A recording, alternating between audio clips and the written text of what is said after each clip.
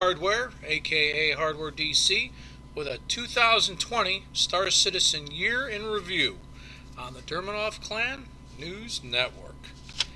First, before I want to jump into 2020, I want to jump into the very end of 2019 with three big ships that launched for a specific reason. The first ship that came out was the Argo Mole. Why is the Argo Mole spectacular? It's not. It's a mining ship.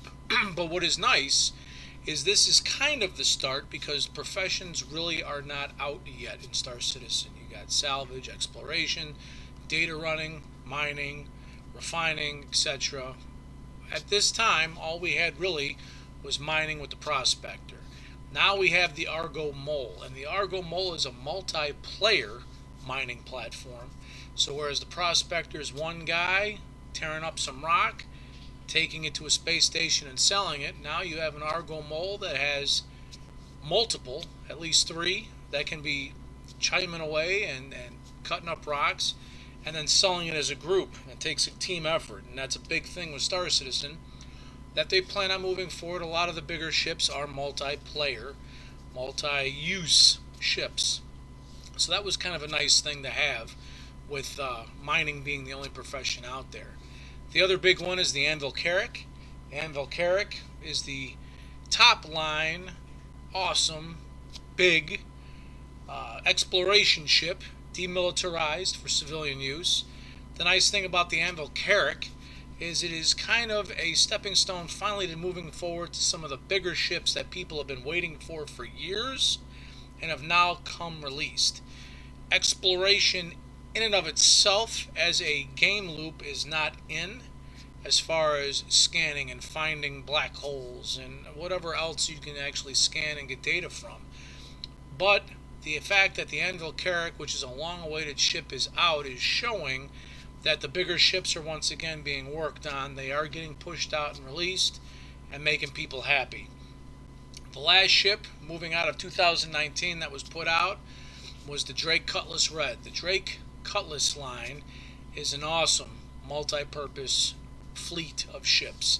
You got the Drake Black, which is your normal multi-user role where you can put a rover in it, you can put a rock in it, you can put cargo in it, you can go do bounty hunter missions with it, you can explore with it, you can do whatever you want with it. It pretty much does everything. The Cutlass Blue is your bounty hunter ship, a little bit more role specific, a little bit of cargo space. But now the Cutlass Red is our first dip into the medical profession. Now the nice thing about the Cutlass Red is, while I don't think the Cutlass Red at game release will do this, the Cutlass Red is now a spawn point. So you take a mission, you go to a bunker, you start mowing through the bunker, clearing it out, boom, you die. You spawn normally back at like Port Olistar, Area 18, New Babbage, but instead if you have the Drake Cutlass Red, now you can spawn back at that ship and jump out of the ship, immediately go back into the bunker and begin clearing out whatever you need to clear out. So while the gameplay for that ship is not 100% yet, it is showing what is coming. It's a medical level 3 bed, which is the most basic. You got a couple rounds in you got some scratches and some bruises. That's the ambulance that will take you to either a nearby city or something like the Endeavor. Then there's the Apollo, which is the medevac, which is more like a triage trailer to take care of your needs. That's modular. Level 1 through 3 beds can be put in it down the road. And then obviously your Endeavor, which is your floating hospital. But anyway, these three ships are kind of a big deal moving into 2020. Not only because of kind of what they mean, at least for me, but because 2020 we have our pandemic that now pushed patch 3.9 back a month. So let's get started. 2020, patch 3.9, April. The patch was pushed back obviously because in March the pandemic hit and countries are obviously making people work from home. I'm not going to go into a huge iteration of it, but Cloud Imperium was already semi-established to be working from home. So while it is more efficient for me to be able to tap the guy on the shoulder next to me and say, hey, what about this idea? Draw some pictures, get an idea played out, go to a conference table, talk to multiple people. Now you're having to use cameras and the internet connection and blah, blah, blah. So it is definitely more time consuming to get the same amount of stuff out, but it is not halted Cloud Imperium. It has delayed it a little bit. So it's nice to see that, even though the pandemic had hit, they were only about a month late, and kind of were a little bit consistent with being late on the other patches as well, but it wasn't bad. But 3.9 did give us the prison gameplay. Why is the prison gameplay important? It is setting up the scene of how players will be able to interact with bad guy players and how they are handled. And if you are a bad guy player, whether it's your pirate, you're just a plain murderer, or you're just a griefer, the prison system is there like Grand Theft Auto, depending on how many stars, let's say, you got, how many crime stats you have, will determine how long you end up in the prison. If you have 1 star, it could be 15 minutes. If you have 5 stars, it could be over 8 hours. You can work in the prison, kind of like a chain gang, and just start hammering away at some rocks. You turn the rocks in. The prison can sell the rocks for money, so they give you a credit on your stay. So you can knock down your prison time by working. Or the nice thing about the prison time in the game is that it is not gameplay time. It is real time. So if you have an 8-hour prison sentence, and you want to call it a night, wake up in the morning, you can get out of prison. But instead of good guy, kill bad guy dies, spawns at Port Olistar, jumps in ship, goes be a bad guy again, now they're putting a buffer. And they're moving you to a prison to give you sort of a timeout. And so when you're killed or taken, that's where you're going to end up.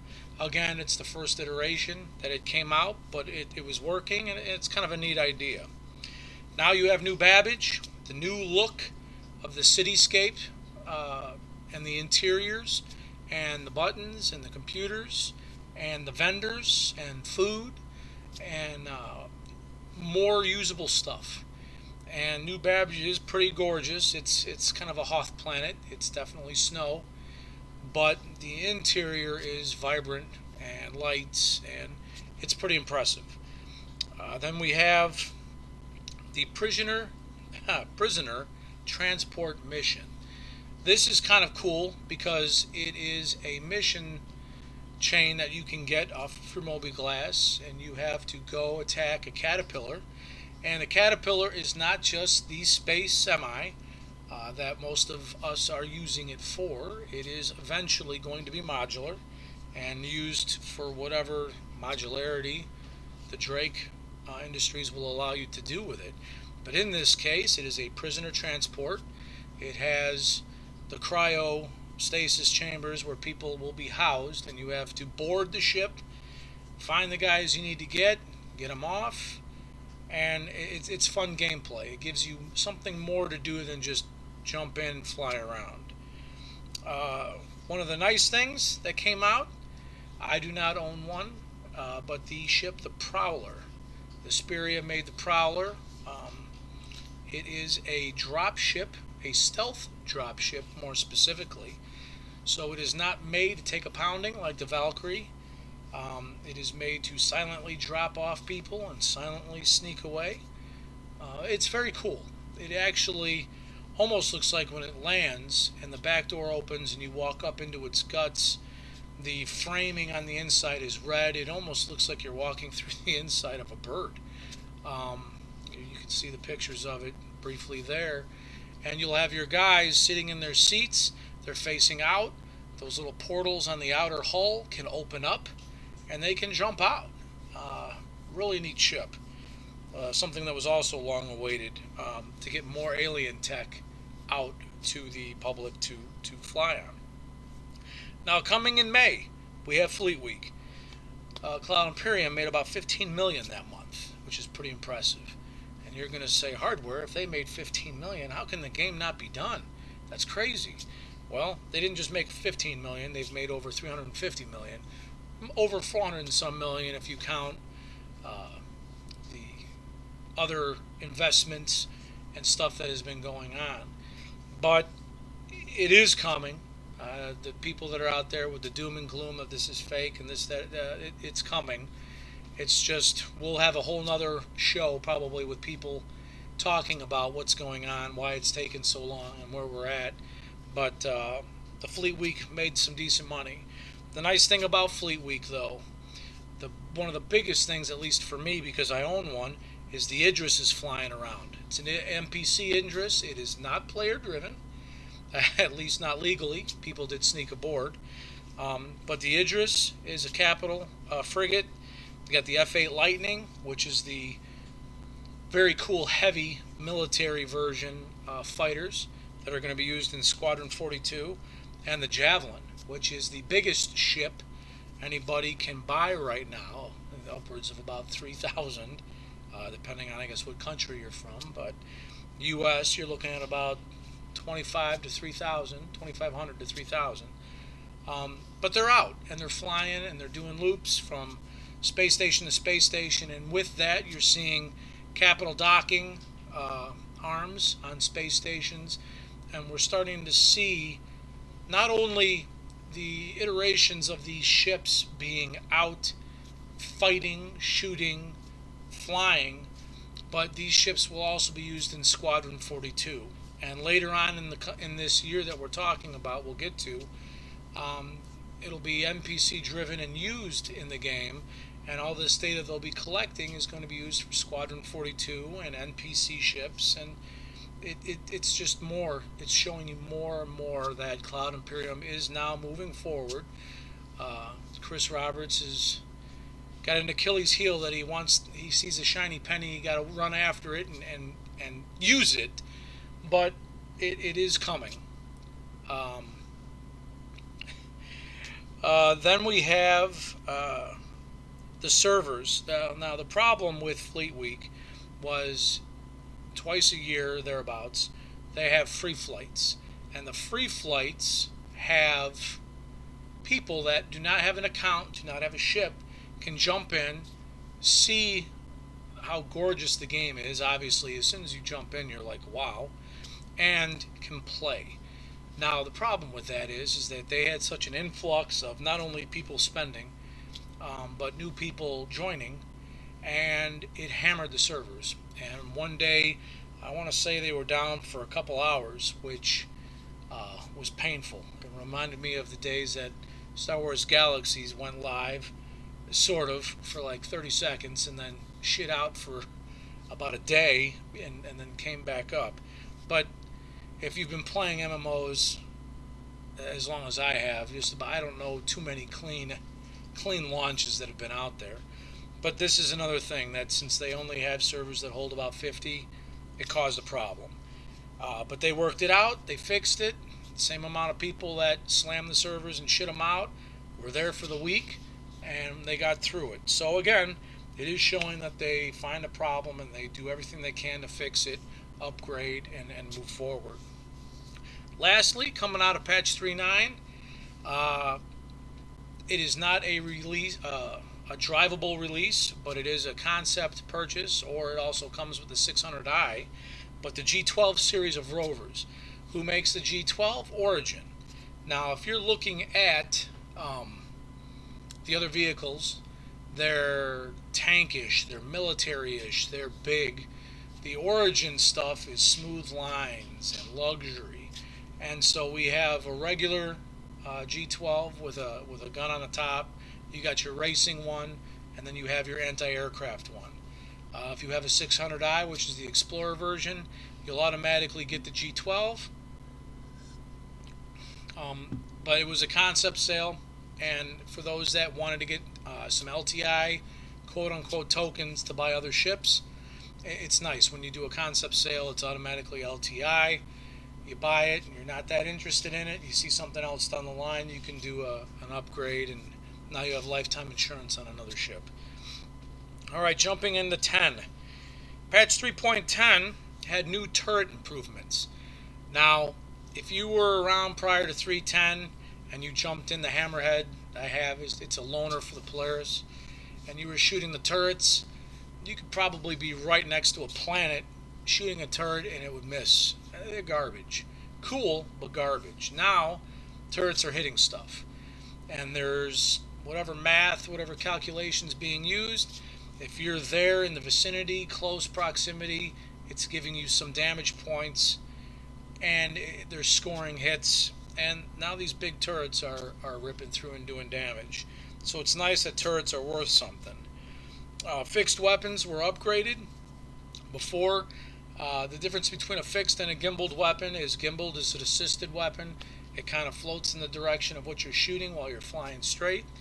But if it's a gimbaled weapon, if your ship can hold a size 5 fixed weapon, it can only use a size 4 gimbaled weapon. And fixed weapons were also missing everything. And so not many people used them. Now the fixed weapons are decently accurate. With the bigger weapons comes more firepower, and a lot of people have adjusted their loadouts accordingly. So it's nice to have that. One of the biggest features I'm thankful for is the trading app, especially when you have new guys jumping on from our org or just people you want to help out. You have money, they don't, they want to get something, boom. I can now pull up an app on the mobiGlas and send people money. Before you had to set up a beacon, you fly out to the beacon, it's like Uber, I'll give you 50 grand if you drive me to Port Olistar. You get to Port Olistar, it takes the money out. It's a convoluted process that's unnecessary to go through to give somebody some money. So that has been fixed. Then they have electron weapons. Now, when the electron weapons were developed, I thought they were going to be more taser-like, that they would take a shot and that the taser would knock them out or stun them. The electron is more like another form of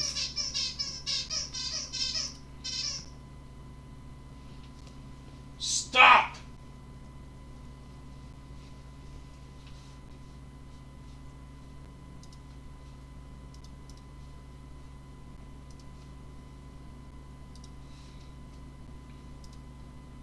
Another form of damage, and it is not like a taser.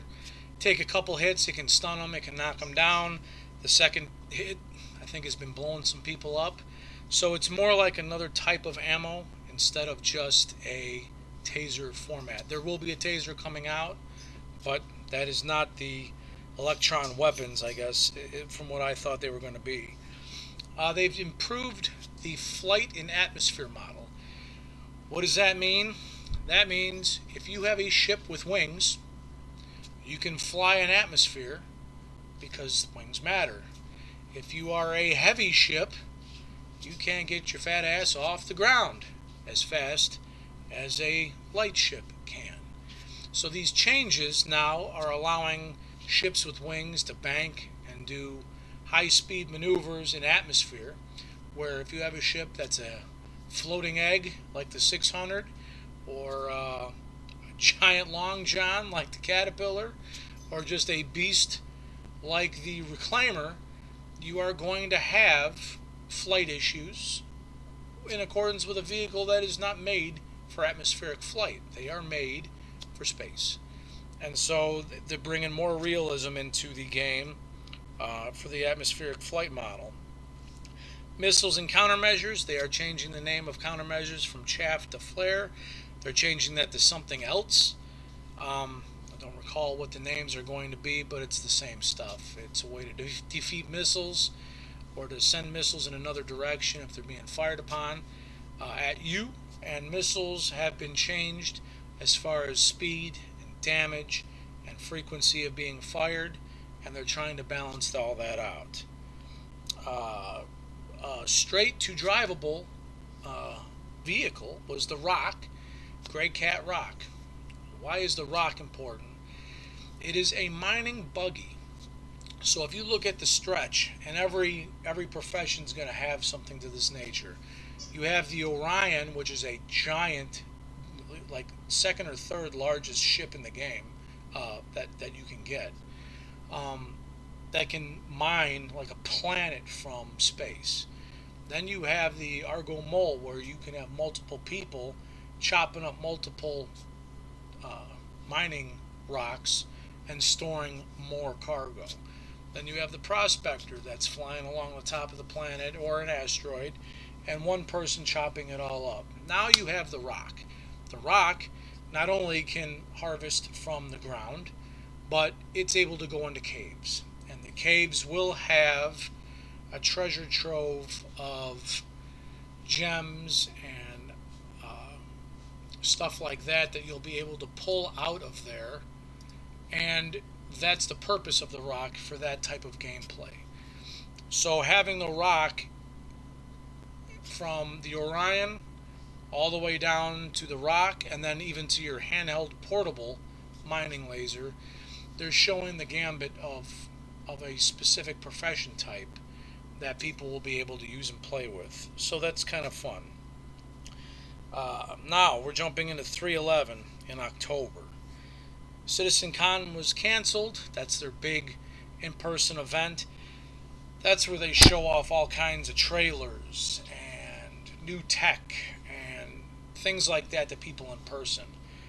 And we didn't have that this year. So there is definitely going to be, I don't want to say a stay as far as development, but it's it's usually for the CitizenCon they're fighting to get everything they possibly can ready for that because it's an in person and you don't want to screw that up versus oh well, we just didn't make a patch day, play tomorrow.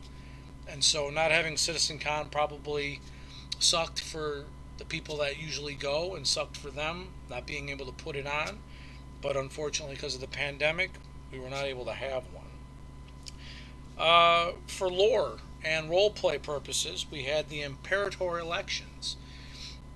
Was it fixed? Was it not fixed? Depending on who you want to talk to, depends on what you believe.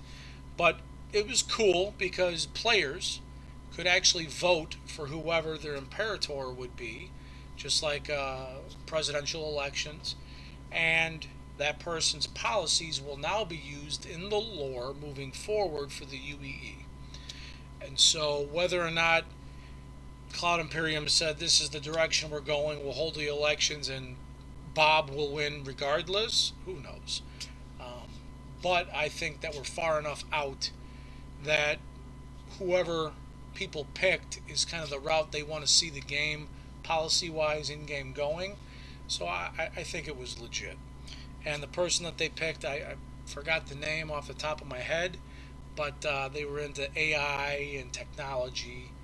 And so, who knows? We'll have Skynet pretty soon, floating through the space. They had some other PvP events where you could earn an in-game Vanduul mask. So instead of spending two, three, $4 on the store to buy a mask and waiting for release to have you earn and do missions to earn stuff, they actually had a mission. You kill 50 players. So they're endorsing PvP. Can you believe a game endorsing PvP? It's unheard of almost. But they're endorsing PvP, and in doing so, have created the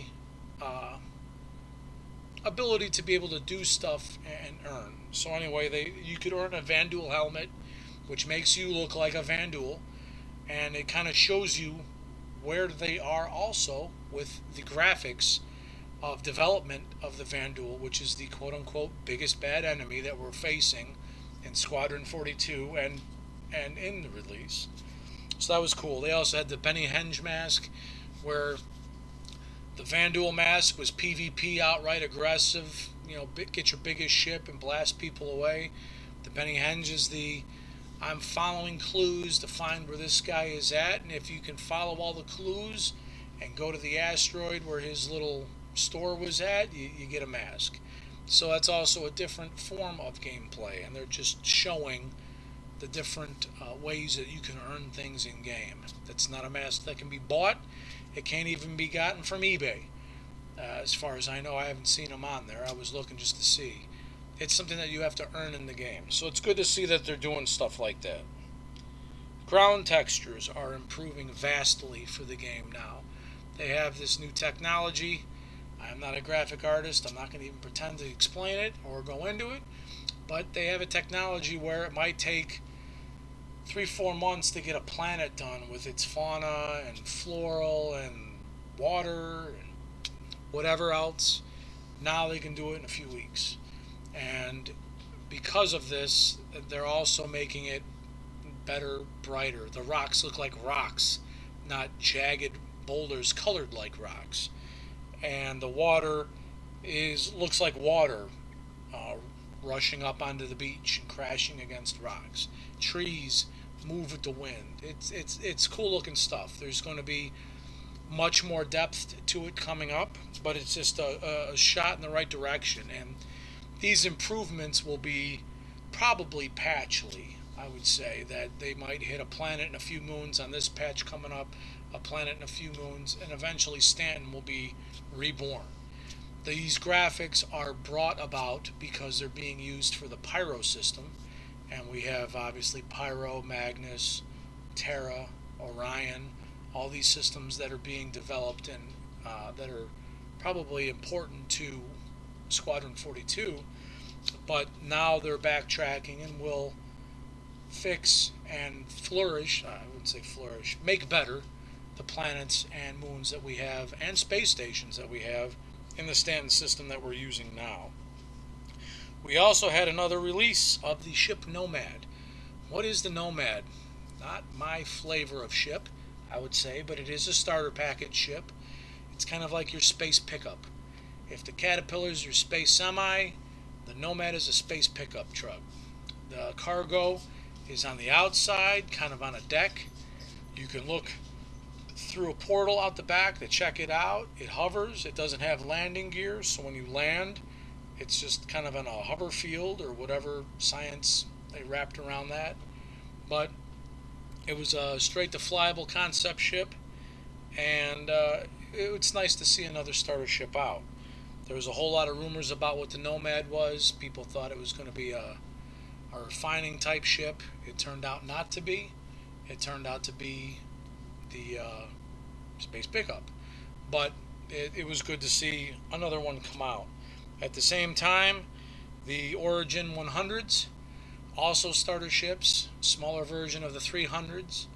Again, Origin is luxury, so these are all sleek. On the interior, you get wine glasses and cool stairs, and everything is behind cabinetry and closed walls instead of pipes and wires like a lot of the Drake ships, show of an industrial type model. The 100s are kind of cool. I have a 300, so I wasn't going to get a 100. It didn't seem necessary, but if you're on the I still want to buy starter ships spectrum, they're cool. They're a little fighter. You can get a cargo, you can get a racer. Definitely nice to have those out now, and it was straight to release as well. They've been talking about the 100s for a long time, but they were finally released, and again, that's the Origin models. Then the big one that came out was the Mercury Star Runner. I had no interest in this ship whatsoever. I am a symmetry kind of guy. It is not symmetrical at all. It does give a nod to those of you that like Star Wars to the Millennium Falcon, but it is a multi-role ship to the extreme. And when I say that, I mean it's bigger than the Cutlass Black, which is what was the most popular multi-role ship. It's bigger. It does cost twice as much, a little bit more, but it holds more cargo. It holds rocks if you want to take it mining, and it can scan. It can hold the Tumbrel rovers. It can hold the hover bikes. It holds cargo.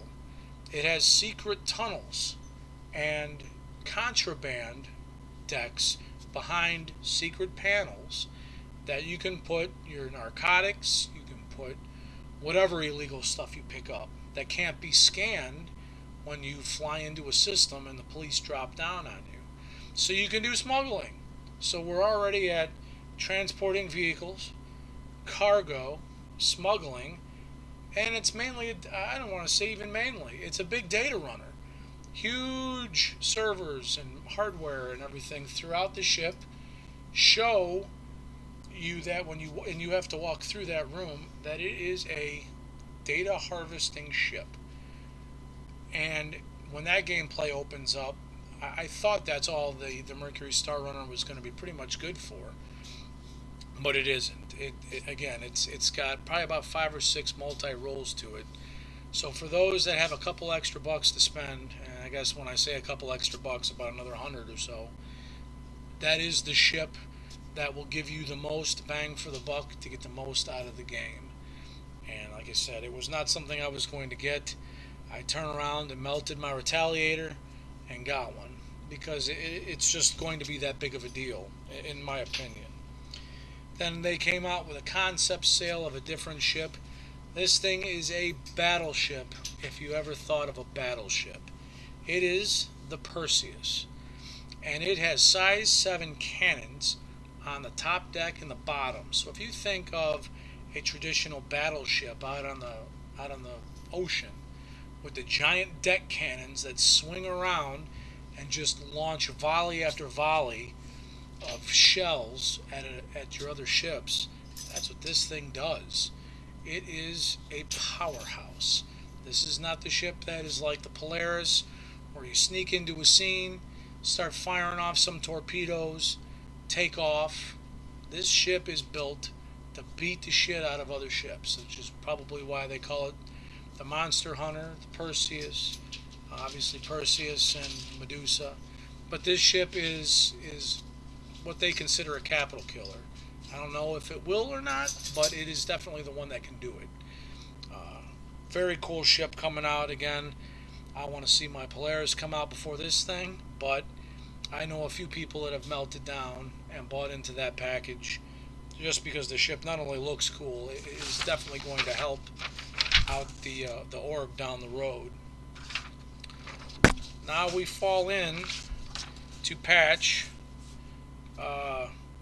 the end of patch 311, where we have cargo decks and space station defense turrets, um, the force reaction, and the UI updates. Now, what does all that mean? The cargo decks, instead of having to walk through the entire space station, now you can land and dump your cargo in specific areas for those that do cargo running. Space station defense turrets, they've now lowered the green zone, the anti-fire zone, and these turrets will help defend. It is the first step then to the quote-unquote 5-star GTA type of crime system to help defend the space stations, but allow people a little bit more room to go after the bad guys when they're flying and trying to hide out at a space station. Force reactions. If a ship hits a ship right now, you wouldn't know unless you saw it happen. The whole point of this is that they want you to use your seats, they want you buckled in, and they want you flight ready. And if you are walking about the cabin and a ship hits a ship, a torpedo hits your ship, you hit the ground, you'll fall. You'll fly backwards, you'll fall down, you'll have to get back up and continue on. If you get shot with a shotgun at close range and don't die, it'll put you on your ass. If you get shot with the electron rounds and you get hit, it'll put you on your ass. And all these reactions and physical, punching, knifing, all of that stuff is going to move characters around and get them to fall just like real life would, instead of just standing there and eating shotgun shell after shotgun shell and ships pumping into each other. It is a real life effect that's going to be happening, which is kind of cool. And the UI, it still needs work, but my God, anything's an improvement. And so the UI of not only your Moby, but the ship UIs for their computer systems and whatnot are getting an overhaul and are starting to look good as well. Then at the end of 311 and around November, you have the 22950 Expo. The 2950 Expo, they made a ton of money, a ridiculous amount of money. selling more ships and more ship packages, more flying. It was a lot of fun. I kind of skipped a lot of 310 because of the 30K drops. Um, but by now they're starting to lessen, and then moving into 312 here in a second. They've decreased. It's not stopped. I mean, they're still working on them, but they're going away. And as I said, as we're moving into 312, that came out in December, they updated mining, so they have different resources and their mining UI and how you use the. It's hard to explain with the bars, and you have to hold it in a certain area to keep it going. We'll have somebody do a mining thing for you, but the uh, the mining upgrade is just to make things look cleaner, better, and moving forward. The gas clouds and nebulas, which are beautiful. Looking out into space is already kind of cool as it is, but when you add the gas clouds and the nebulas around the space stations like CRUL1 and the other L1 space stations, it gives you more.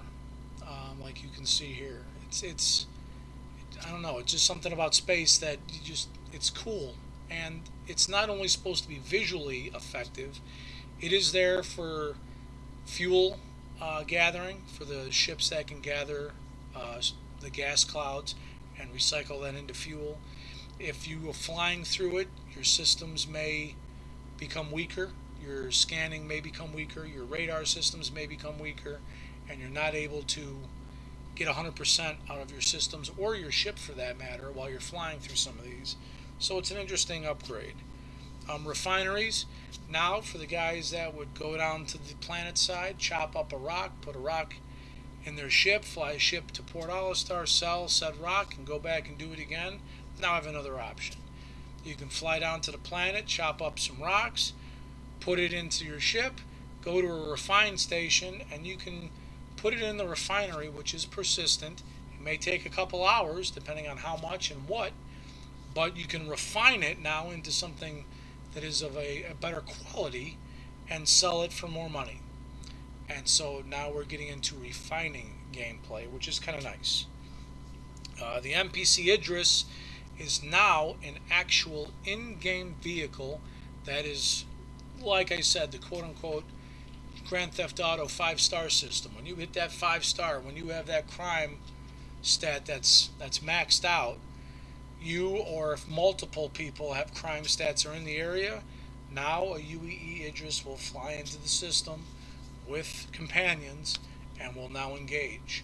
And so now this is the start of ship versus capital ship engagements. And it'll be tweaked, it'll be less, it'll be more. Along with that is the shield improvements. So now you'll see the rounds hitting the shields, and shields will be displacing that across a shield like a shield would. Some interesting effects that are going to be going on. But to see the Idris fire that railgun, it's pretty sweet. And to have an Idris in the game again, it makes me smile, that's for sure. They got also handheld tractor beams, which are used to move around and pick up heavy objects.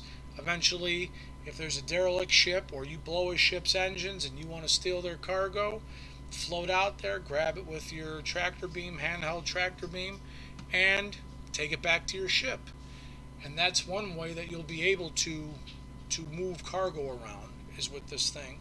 The nice thing about the handheld tractor beam is the fact that it is the first iteration of the tractor beams, and it is going to be used in order for people to use them on ships for the larger ships, like the Reclaimer has a tractor beam. The SRV is specifically like a space tow truck that uses the tractor beams. So again, this is kind of the first iteration of tractor beam tech.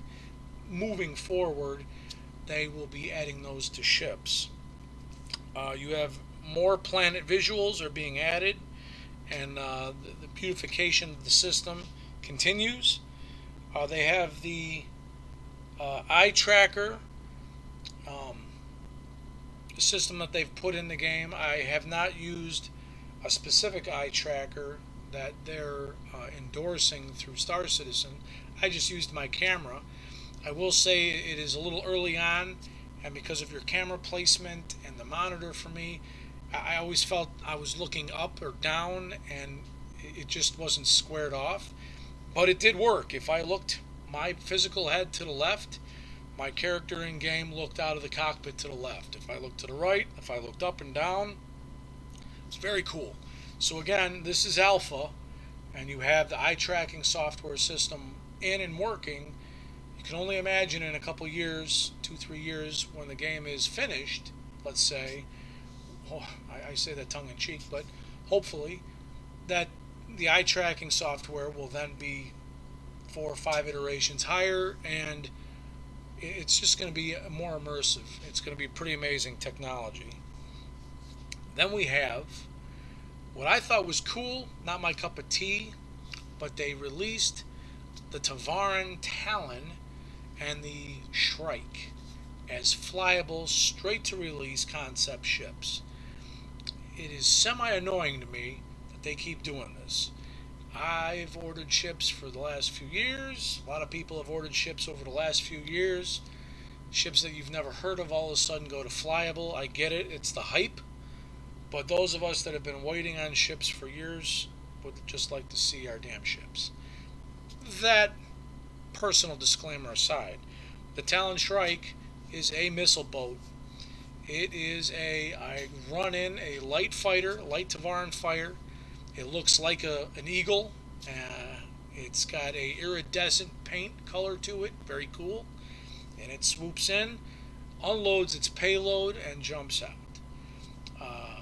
The regular Talon is just a regular fighter with weapons, lasers or ballistics, depending on what you want, where the Shrike is the missile boat.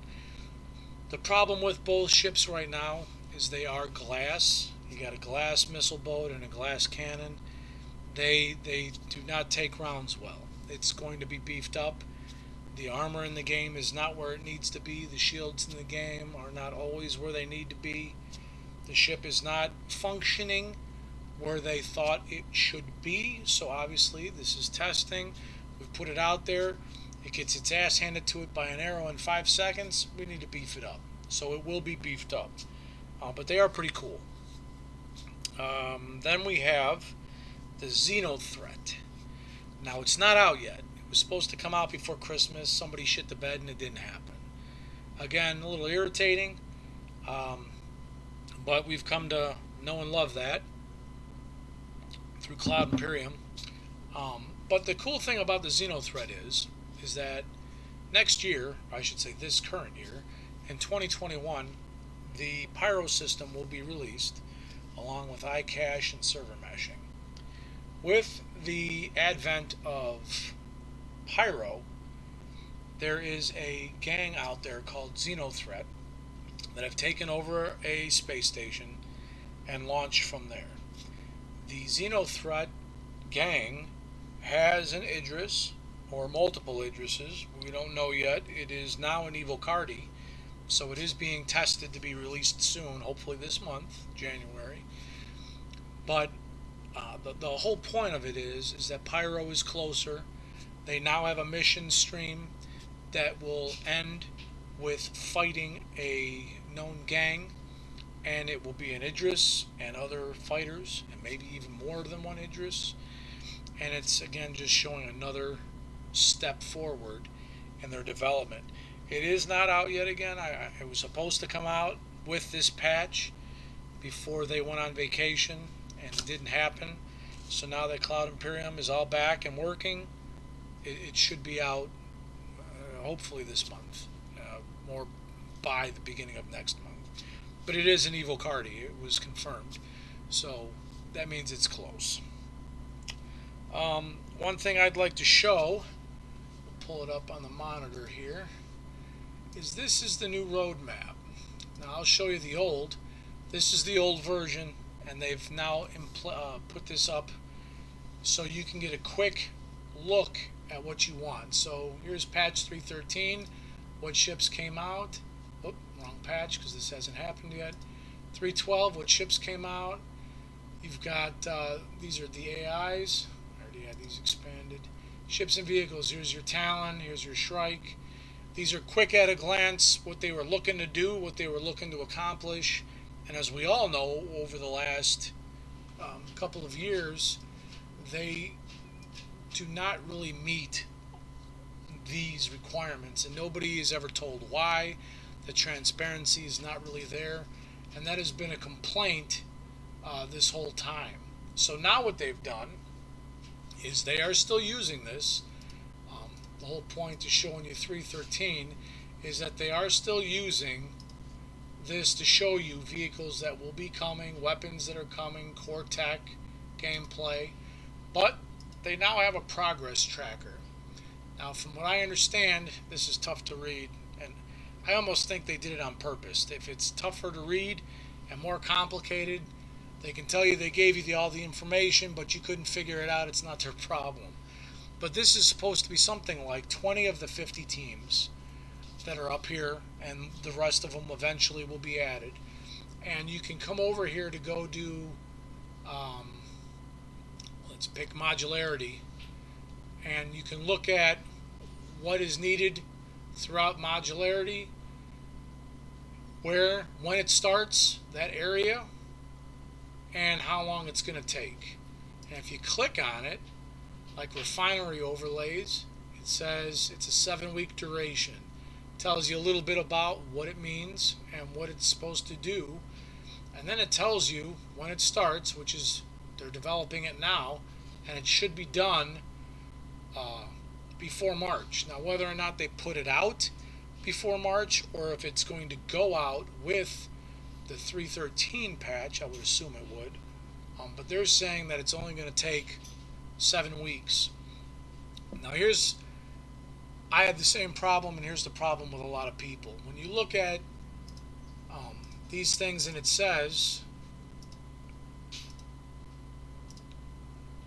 9 weeks, and in 9 weeks this isn't done, you promised. I'm telling you all now, as much as I wish this was a yes, in 9 weeks, 100% this is going to be done, things come up, and all of these things work in concert with each other, and they also overlap to other areas of development. And so if some hiccup happens, they couldn't figure something out, or they believed that it would take 9 weeks and it takes 10, 11, as they're saying now because they're tired of people putting them on the spot, it'll be done when it's done.